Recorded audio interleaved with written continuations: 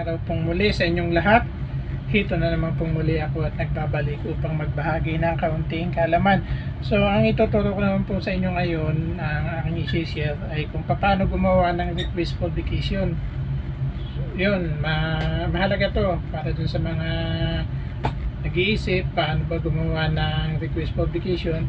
So, ito na yun guys, ituturo ko sa inyo kung paano gumawa ng request for vacation leave.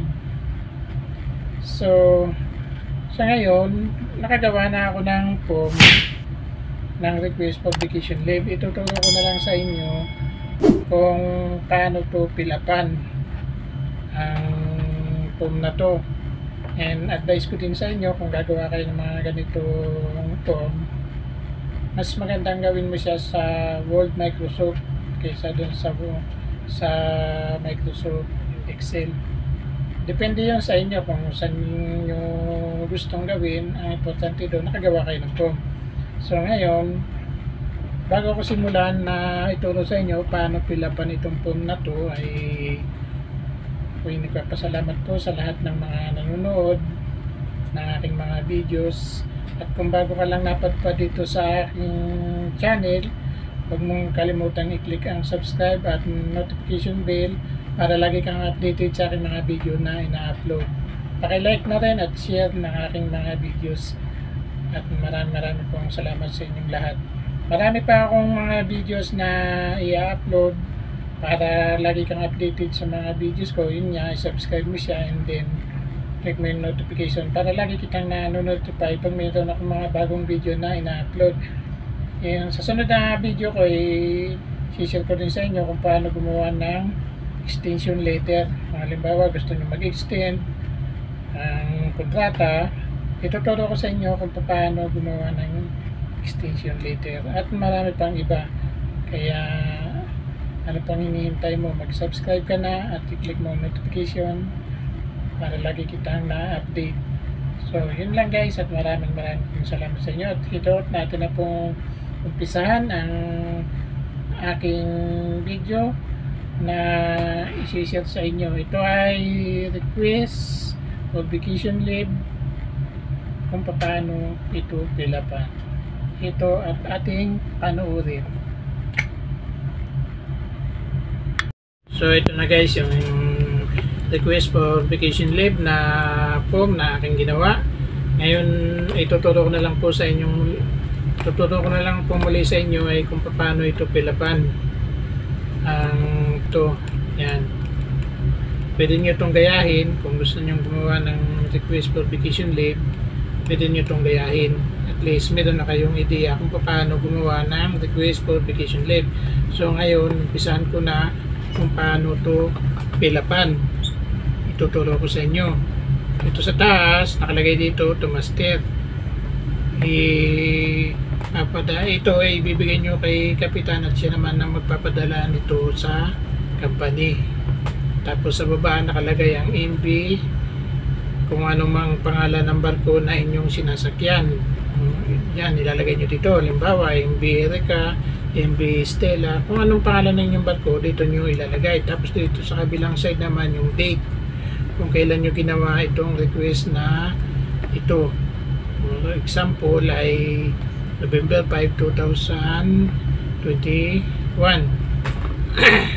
Yun, ganun po yun. Tapos nakalagay dito, lagay nyo siya dito ng request for vacation leave. And then after nyan, lalagay nyo siya dito ng inyong note. Lalagay nyo ng note dito para sa inyong vacation leave. Ito, tulad nito, nakalagay dito ay the undersigned wish to inform you that I would like to take vacation at any convenient port as per reason mentioned below. Yun, pwede na rin guys na ilagay. Pero yan ay hindi reason ha. Note lang yan. Baga ini-inform nyo lang yung office sa inyong ginawang vacation leave. Tapos dito ilalagay nyo dito ang inyong pangalan, full name. Lagay nyo dyan ang inyong full name, and then dito sa tapat niya nakalagay dito yung position, kung anong position nyo sa barko, yun ang ilalagay nyo dito. Tapos ang sunod naman, itong date of embarkment, ibig sabihin nito ay kung kailan kayo sumampa ng barko, anong date kayo sumampa, yun, ilalagay nyo yan dito. Alam nyo naman yan kung anong date kayo sumampa. Tapos dito sa disembarkment, dito naman ilalagay nyo yung date ninyo kung kailan natapos ang inyong kontrata. Halimbawa 10 months yung kontrata nyo, di ilagay nyo dito yung date. For example ay July kayo sumampa, July 22. So ilalagay nyo naman dito ay May 22, 21. So yun, ganun po yun. Dito naman sa reason for requesting vacation, so ito na yon, yung inyong reason. Dito nyo ilalagay ang inyong reason kung anong dahilan ng inyong pag-uwi. Bigyan ko kayo ng example. Halimbawa, ang ilalagay nyong reason dito ay finish my contract, pwede yun. Kaya ilagay mo ay finish my contract, and then lagay mo siya ng slash to take review for OIC examination.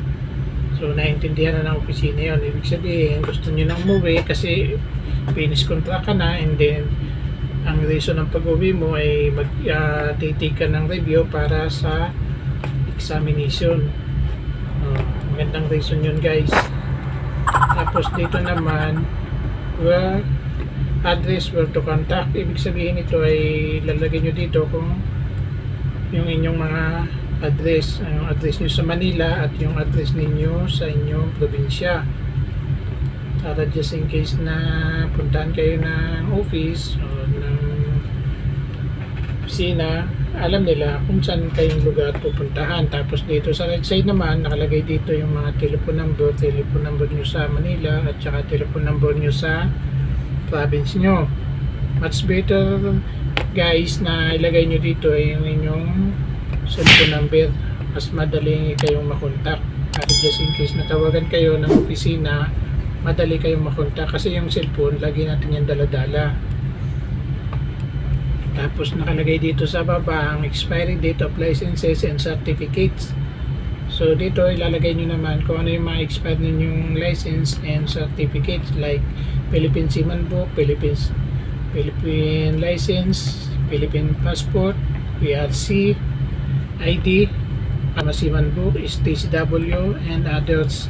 Dito sa others, guys, dito nyo naman ilalagay yung mga hindi nabanggit dito, like na meron kayong expired na certificate tulad ng BT, PCRB, Advanced Fighting, kung anumang certificate ng expired nyo, dito nyo ilagay.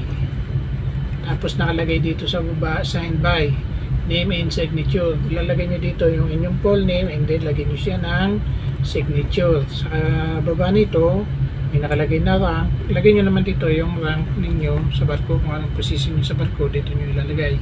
So yun lang, guys, ganun lang yun kung paano mag-fill up ng request for vacation leave. Sana naunawaan nyo yung video kong ito, para dun sa mga baguhan na wala pang idea kung paano gumawa ng request for vacation. Ito na yung form, malaking tulong to para sa inyo.